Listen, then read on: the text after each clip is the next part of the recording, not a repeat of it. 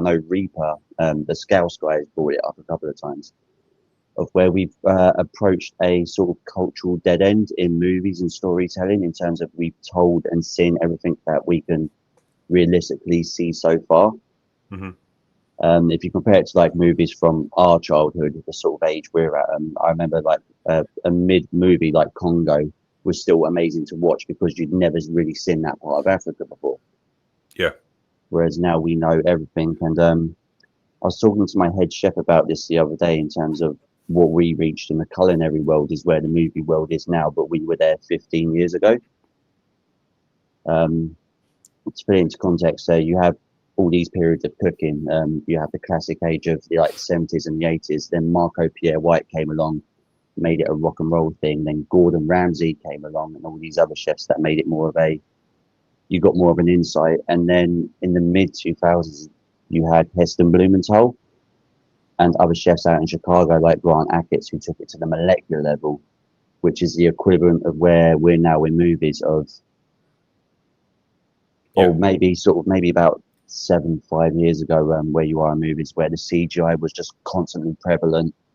It was, you were seeing things you couldn't do, and you were having multiverses, all these crossovers to try and invent the next best thing.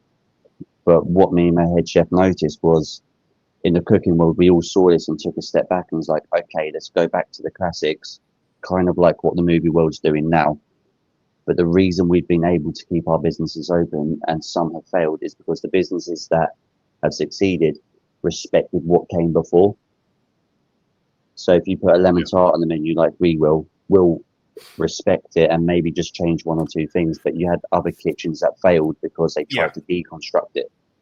Yeah, I mean, I think, say you wanted to take it in its most literal interpretation, that movie, The Menu, kind of dug the same issue where it's like cooking. Obviously, it's more like a metaphor for our consumption of art, but like just on that surface level, cooking had advanced to the point of one being so like analytical and overthought that like nobody could really like enjoy it anymore, and like so overpriced that the only people who could even eat at the restaurant didn't even appreciate the incredible work that went into it.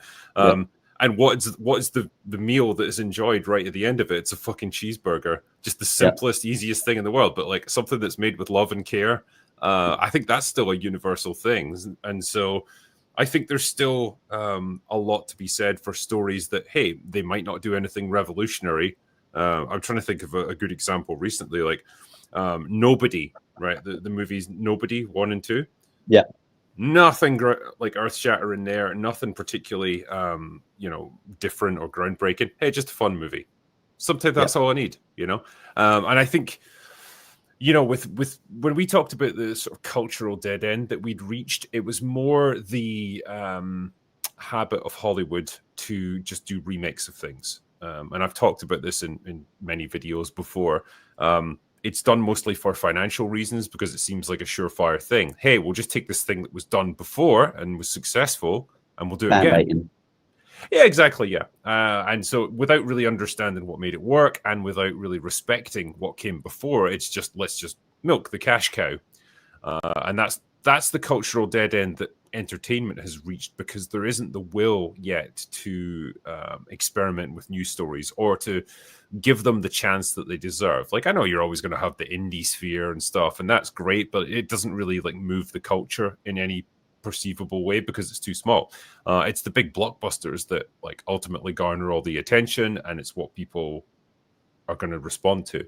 And for a long time, superhero movies dominated it. Like they have up until very recently, because again, they were a surefire thing. Like, hey, you can make a superhero movie. Yeah, sometimes they fail, but generally, like, they were a great investment. Now, not so much. And so we're now looking for the next thing. And it's kind of hilarious that, companies like Disney are saying, hey, why don't we try and like court the male audience for a change? Isn't that like a crazy revolutionary idea? Like you say, sometimes it's about circling back to the common sense thing that we were doing for decades. We'll get there eventually, I guess. One step at a time, they might learn their lesson. Yeah, they're slow. They're pretty dumb, but they'll get there.